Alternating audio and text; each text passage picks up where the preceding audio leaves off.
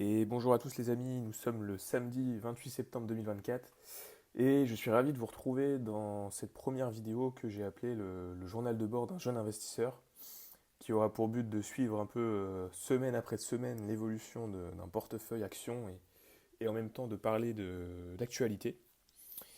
Bon, ben, qu'est-ce qu'on a depuis la dernière fois? Il y a une quinzaine de jours, on a LVMH qui est pas mal remonté. Là, j'avais parlé dans la précédente vidéo que j'avais euh, pris la décision de mettre un petit billet sur LVMH là.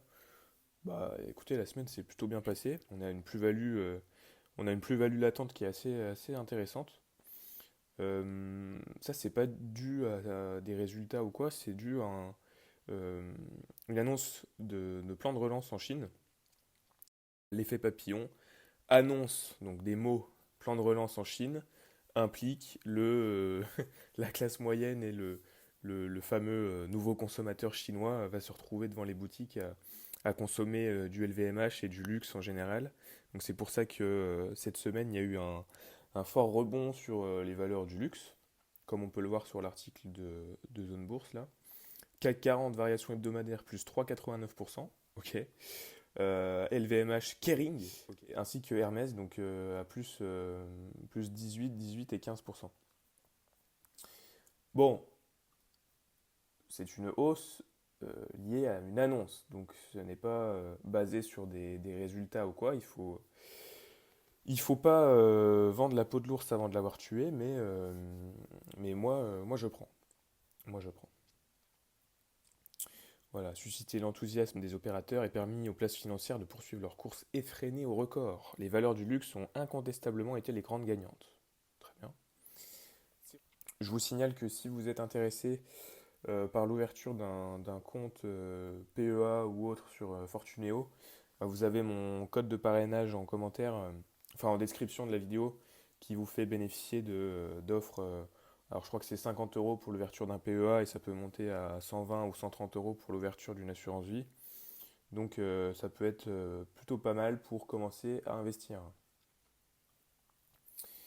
Voilà l'article de Forbes également. Donc le plan de relance de la Chine fait bondir l'action LVMH et la fortune de Bernard Arnault. Bernard Arnault, qui va devenir à nouveau sous le feu des projecteurs et représenté comme l'homme à abattre en France, ce sale riche qui rend de l'argent. Voilà, si LVMH grimpe en bourse, ce n'est pas dû à des résultats meilleurs qu'attendus, mais grâce à des mesures de relance économique que la Chine s'apprête à mettre en place. Donc, ce n'est que des mots. Voilà pour ce qui est du portefeuille. Donc, semaine verte, ça fait plaisir. Je vous rappelle, donc tout est enregistré entre guillemets sur Portfolio Performance. C'est comme ça que je suis mon patrimoine, donc en y rentrant à chaque fois les achats et les distributions, dividendes, etc., frais liés aux actions, et à la fin on obtient une évolution comme ça. Ça c'est vraiment la courbe de ceux qui pratiquent le DCA, donc à savoir investir la même somme ou du moins investir une somme tous les mois, donc à période fixe. Donc la somme là, on voit que le pas de l'escalier varie parce que ça dépend un peu de combien je suis prêt à investir ce mois-ci, mais en gros on tourne autour de entre 500 et 1000 euros par mois. Donc voilà, très bien. Très bien pour l'actualité des marchés avec cette belle hausse du secteur du luxe qui fait plaisir, qui intervient voilà, quelques jours, pas semaines, quelques jours après être rentré dans LVMH. Donc espérons que ça se poursuive, on attend les résultats. Pour finir cette vidéo, j'ai une pensée pour Philippines, donc, qui, comme chacun le sait, a été retrouvé donc, dans des circonstances horribles à Paris, qui a croisé le chemin de quelqu'un qui n'aurait pas dû être dans la rue à ce moment-là, qui n'aurait pas dû être sur le territoire français à ce moment-là. Donc je m'interroge, est-ce que les choses vont continuer dans cette direction-là? Est-ce qu'en France, quelque chose changera un jour? Ou est-ce que quand on est parent ou un proche ou le copain d'une fille ou même pour nous, hein, on sortira toujours le soir avec cette pensée, et si ce soir c'était moi, et si je croisais le chemin d'un fou, et quelqu'un qui, là en plus, n'était pas censé être sur le territoire français. Donc voilà, j'ai d'abord donc d'émotions, et j'adresse donc mes sincères condoléances à la famille et aux proches de Philippines. Et j'en ai marre en fait qu'aujourd'hui il y ait une sorte de, de féminisation à deux vitesses, dans le sens où, aussi horrible soit-elle l'affaire des viols donc de Madame Pellico, euh, se veut aujourd'hui d'être un sujet sociétal qui fait un peu le procès du patriarcat et de l'homme en général.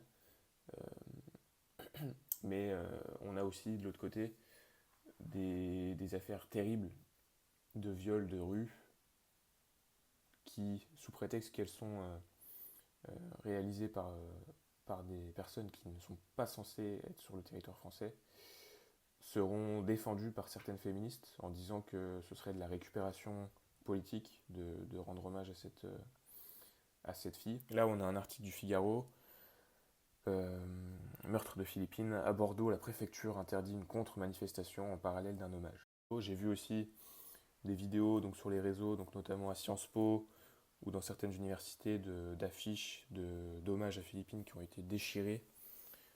Moi, c'est des images qui me répugnent, dans le sens où je pense qu'il devrait y avoir un consensus en 2024 en disant que c'est pas parce que le violeur donc, de cette pauvre Philippine est sous OQTF que vouloir que les choses changent et qu'on puisse laisser nos filles et nos proches dans la rue le soir, la journée, sans, en espérant voilà, ne pas croiser le chemin de ces personnes-là.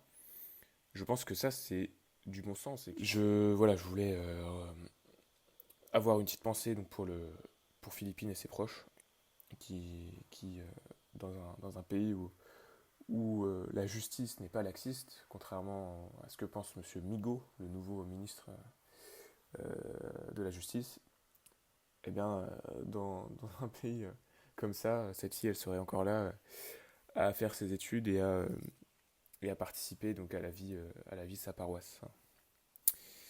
Voilà, voilà, c'est tout ce que j'ai à dire pour cette semaine. Donc, les actualités de la semaine, voilà, c'était cette belle petite remontée sur le luxe qui fait plaisir. On espère que ça se poursuive, même si, on l'a vu, c'est un engouement des marchés qui est lié à une annonce, donc à voir la tête que ça prendra avec des chiffres. Euh, et voilà, moi je vous dis à la semaine prochaine ou à bientôt pour un nouveau carnet de jeunes investisseurs. Allez, salut.